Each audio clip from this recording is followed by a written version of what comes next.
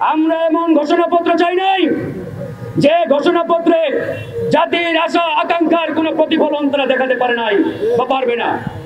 জুলাই ঘোষণাপত্র যেটি গত 5ই আগস্ট মাননীয় প্রধান উপদেষ্টা আমাদের সকলের সামনে পাঠ করেছেন, জাতির উদ্দেশ্যে প্রকাশ করেছেন, আমি মনে করি এই ঘোষণাপত্র যেহেতু এবং সেহেতু মার্কা একটা ঘোষণাপত্র।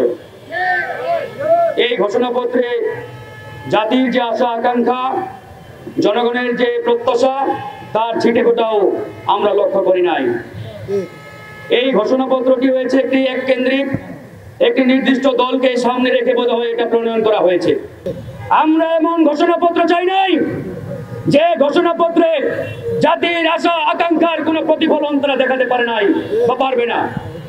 এই ঘোষণাপত্র যেভাবে তারা প্রণয়ন করেছে, মনে হচ্ছে তারা নির্দিষ্ট একটি গোষ্ঠীকে কিংবা একটি দলকে খুশি করার উদ্দেশ্যে এটি তারা প্রণয়ন করেছে।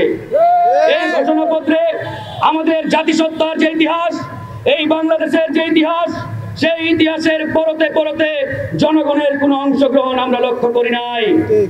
এই যে জুলাই গণঅভ্যুত্থান, যে গণঅভ্যুত্থানে প্রায় 2000 ছাত্র জনতা জীবন দিয়েছেন, হাজার হাজার মানুষ রক্ত ঝরিয়েছেন, যাদের আত্মত্যাগের বিনিময়ে আজকের এই বাংলাদেশ, তাদের অবদানকে এই ঘোষণাপত্রে তুলে ধরা হয় নাই। আজকে 2009 সালের যে পিলখানার নারকীয় হত্যাকাণ্ড, এই নারকীয় হত্যাকাণ্ডের মাধ্যমে আওয়ামী ফ্যাসিবাদকে আনুষ্ঠানিকভাবে এই বাংলাদেশে ভারতীয় পরিকল্পনায় তারা প্রতিষ্ঠা করেছিল। কিন্তু অত্যন্ত লজ্জার বিষয়, দুঃখের বিষয়, সেই পিলখানার নারকীয় হত্যাকাণ্ডকে এই সরকার ঘোষণাপত্রে অন্তর্ভুক্ত করে নাই। আমার সবচাইতে অবাক লাগে যে আন্দোলনের বীজ আমরা 2018 সালে বপন করেছিলাম ঢাকা বিশ্ববিদ্যালয়ের মাটিতে, সেই ঐতিহাসিক কোটা আন্দোলনের মাধ্যমে। সেই কোটা আন্দোলন না হলে এই 24 সালের গণঅভ্যুত্থান হতো কিনা, এটা কিন্তু বড় একটা প্রশ্নের বিষয়। আপনারা জানেন, সেই কোটা আন্দোলন করতে গিয়ে আমরা হাজারো বাধা বিপত্তি, হামলা মামলা, জেল জরিমানা, রিমান্ড সহ্য করেছি। আমি ফারুক হাসান একটানা 15 দিন রিমান্ডে ছিলাম। আমার সহযোদ্ধারা রিমান্ডে ছিল। এই যে এখানে যারা আছে প্রত্যেকেই জুলুম নির্যাতনের শিকার হয়েছে।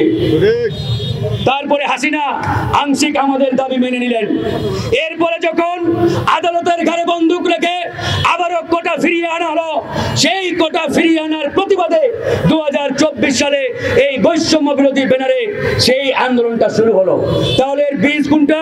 2018 সালের কোটা আন্দোলন। এই কোটা আন্দোলনকে তারা স্কিপ করে, বাইপাস করে এরকম একটি এক পেশে জুলাই ঘোষণাপত্র দিয়েছে। এরপরে আমাদের খুদে বাচ্চারা, আমাদের ভাইরা, ছোট বাচ্চারা 2018 সালে নিরাপদ সড়ক আন্দোলন করেছে, যে আন্দোলন সারা পৃথিবীতে বিরল একটি ঘটনা। এমন আন্দোলন পৃথিবীর আর অন্য কোনো দেশে সংগঠিত হয় নাই। কিন্ডারগার্টেনের বাচ্চা ক্লাস 1 এ পড়ে, 2 এ পড়ে, তারা রাজপথে নেমেছে। তারা পুলিশ, এসপি, এমপি, মন্ত্রীর গাড়ি থামিয়ে বলেছে রাষ্ট্র সংস্কারের কাজ চলছে, সাময়িক অসুবিধার জন্য দুঃখিত।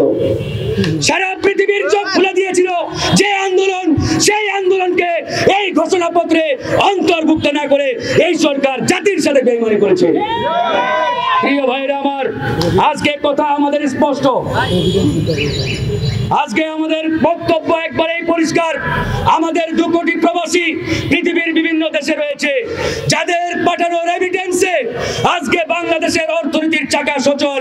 তাদের সেই আপনার অবদানকে এই ঘোষণাপত্রে মূল্যায়ন করা হয় নাই। এই সরকারকে মনে রাখতে হবে, তারা কোনো একক ব্যক্তি, গোষ্ঠী কিংবা দলের সরকার নয়। তারা এই দেশের ছাত্র জনতার সমর্থিত সরকার। কিন্তু এই সরকারের দায়িত্বশীল উপদেষ্টারা ক্ষমতার চেয়ারে তারা বেমালুম ভুলে গেছে তারা কাদের সমর্থনে সরকার গঠন করেছে। আজকে এক একটা উপদেষ্টা নিজেদেরকে আমেরিকার প্রেসিডেন্ট মনে করে।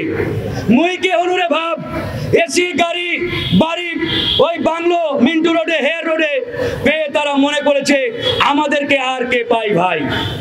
এরকম একটি অবস্থায় তারা এই জুলাইকে কলঙ্কিত করেছে আজকে বন্ধুগণ।